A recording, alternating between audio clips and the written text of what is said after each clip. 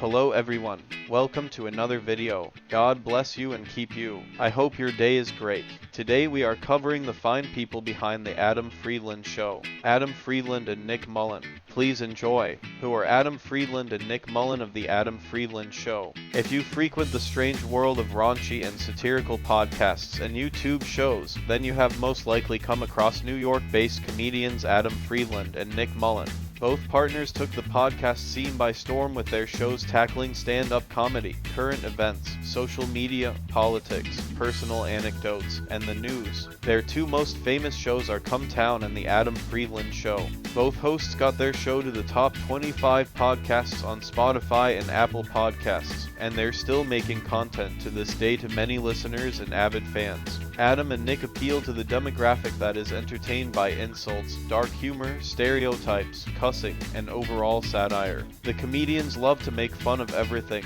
anything, and everyone. This kind of comedy is actually quite popular in podcasts, as comedians targeting celebrities, fellow comedians, and politics have been around ever since Howard Stern made it popular. Now, Adam and Nick are not really shock jocks like Howard Stern or Anthony Cumia. Still, one would be safe betting they don't have nearly as big a list of enemies, but they can still be a very acquired taste for most listeners. Even so, they have one of the largest shows on Patreon and a rabid fan base of racist boys. I know my demographic.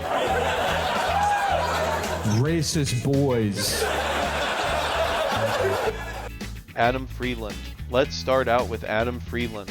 Adam was born in Santa Monica, California in 1987 to immigrant Jewish parents from South Africa. He also lived in Israel alongside the US. Like most comedians that aren't as well known, little is known about his family and childhood until he hit it big and started doing stand-up comedy. He started his career doing stand-up comedy in Washington, D.C. Later, he moved to New York City around 2014, where his career really took off, and he started doing his podcasts and big comedy work. His podcasts and shows include Funny Moms from 2012, Come Town from 2016, and The Adam Friedland Show in 2022. Over the years, Adam amassed quite a following and dedicated fans. He currently has over 90,000 followers on Instagram, with his shows being very popular. Their interest in him as a host was evident by how much he talked about his personal life with his co-hosts, and how much listeners resonated with it and were still interested in listening more and more. Even though he is not a huge celebrity, it's still impressive that he has garnered so much interest in his own personal life.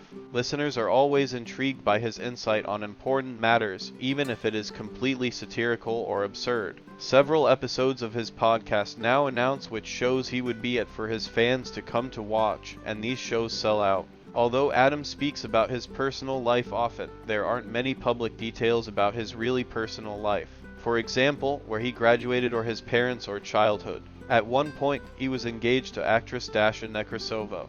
I don't really want to do this. However, both Adam and Dasha broke up for unknown reasons. It is now unknown whether he is wooing new women. So look out ladies, this bug is on the market. Adam does not identify as an activist. I don't know if I'm an activist also. Whatever, comedian. We'll call you a comedian. There you go. Hometown, yeah. All right. Although he tackles controversial events and topics, such as the Israel-Palestine situation. As a Jewish American, he criticizes the alt-right and once likened the refugee situation in Israel and Palestine to the refugee situation in America. Adam, thanks for being here. Thanks for having me. Does that surprise you that more young American Jews are losing touch with Israel? No, I mean, it makes sense in the context of Trump in the last year. He's not very popular, and I think the rise of the alt-right and the rise of individuals in the States that are arguing for an ethnocracy here has made young Jews question whether an ethnocracy, a Jewish ethnocracy in the Middle East is a moral, is morally sound. So the political commentary is very apparent in his shows, such as encouraging people to vote for Bernie Sanders. This encouragement for Bernie is argued to have definitely and 100% been what caused Hillary Clinton to lose the election in 2016. Many blame Adam Friedland for the results of the 2016 election, whether that is justly attributed to him or not.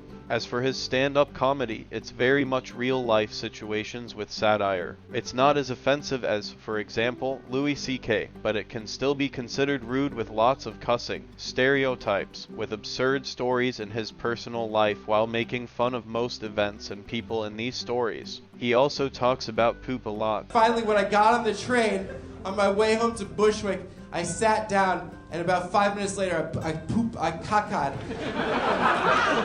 I poo-pooed in my pants. Still, regardless of the crudeness, Adam is talented with quick wit and charm and a kind of smart comedy. This is what most likely attracted his audience to him. Nick Mullen. As for Nick Mullen, he is Adam Friedland's partner and friend. Nick is another New York-based comedian. He was born in New York in 1988, and he too got his big break in stand-up comedy, podcasts, and writing. He started out his career doing stand-up comedy in Virginia when he was only 16 years old, with a focus on jobs he had done before. His life took him to several other cities where he performed, like Austin and Los Angeles. Nick became increasingly popular and even opened for now stars like Hannibal Buress and Dana Good. During his time as a stand-up comedian, he started a blog on Thought Catalog. The blog was comedic and satirical under the name Nicole Mullen. The blog had crazy and absurd articles and headlines, and they were meant solely for laughter and not to be taken seriously. However, many other news outlets were not in on the joke. Alex Jones even covered one of the articles on InfoWars, not realizing it was a satire. Can we stop pretending, no, this was on Vice, abortions don't feel good. So let's go back and read her talking about scooping her baby out and having an orgasm. Because see, I remember something like that and I say it and I go, you know what, let's actually show you, because I don't want you thinking that came out of my brain. Mullen attributes his comedy and his sense of humor to being exposed to a lot of uncensored internet content at a young age. After some family drama regarding his father and stepsisters, when Nick moved to Austin and later to New York, he met a lot of famous comedians and even lived with them. When he moved to New York, he had a rough start, especially with his housing situation. He would live in illegal residences that many would consider a violation of human rights. It's funny because I mean I live in a tenement with this Chinese family, and it's close quarters, and the hot water's off all the time, and they have no recourse. They can't. I mean, I've complained to 311, it does nothing, and they just have to live like that. They do all their laundry in the fucking shower, and they live off pennies. And, so when you planning on moving out? well, that's the thing is, like, I'll tell people about it, and like even Ari was like, "Yeah, human beings aren't supposed to live like that," and it's like referring to me. I'm like, "No, plenty do. Plenty of them do, and they're It's fine actually with how it." I They're like, live. "How do you do that?" It's like, well, I mean, the Chinese do it. They're like, "Yeah, but then, you know, they're different somehow. They're not people." And you know, it's funny. I love, but because it's on the Lower East Side. Is there's all these, like, you know, people like tourists will come and we'll go to the Tenement Museum and go on walking tours of the Lower East Side, and they'll be like walking past Chinese families that live in the Lower East Side, and they're like, "Yeah, can you believe how hard immigrants used to struggle in this neighborhood?" But I mean, like the good kind of immigrants. However, he eventually settled down, his life stabilized, and he started his popular podcast Come Town. Come Town. Nick Mullen started the popular podcast Come Town in 2016.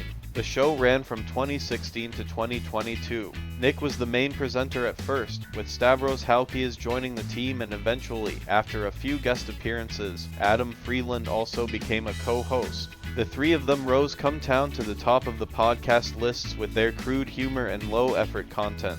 The show was improvised, tackling the most random topics with sarcasm and commentary. The show was definitely not meant for everyone, and it can even be considered offensive and stereotypical to some. Still, the show largely revolved around the hosts and their own personal lives and insight, so it was not all just sarcasm and joking at the expense of other people. The show is very much targeted towards the Gen X and Millennial demographic, as older audiences and kids would likely not find it very interesting.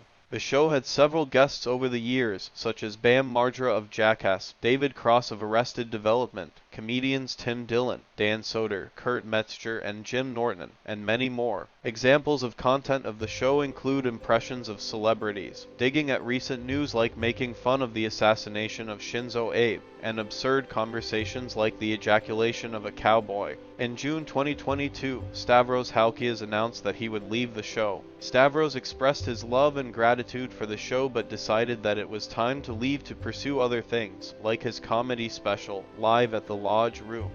The Adam Friedland Show. The podcast was insanely popular, bringing in about $100,000 monthly. It was even the #1 podcast on Patreon at one point. After Stavros' exit, Adam Friedland and Nick Mullen co-hosted a new show, The Adam Friedland Show. The show was very center-left and was just as absurd and random as Come Town. Adam and Nick continued the crude humor and random commentary about personal stuff, with also some politics and social stuff involved. The shows got so popular that both Adam Friedland and Nick Mullen have garnered up quite the cultural influence.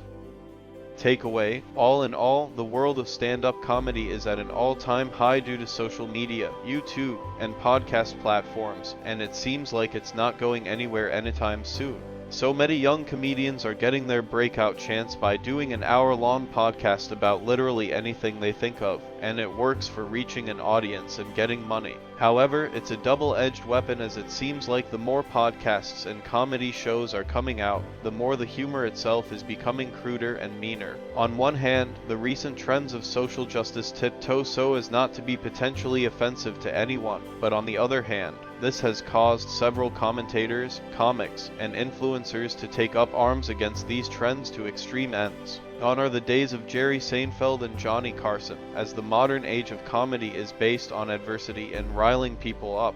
Audiences these days want to feel like events around them are silly and that nothing is that serious. Perhaps this is some sort of relief from the rampant depression and feelings of sadness and loneliness that the internet has brought us, so it makes sense that people would be drawn to this type of humor. But anyway, what do you think of the Adam Friedland Show? Dudes rock or nah? Were you a fan of Come Town? Let me know your thoughts in the comments. Thank you for watching.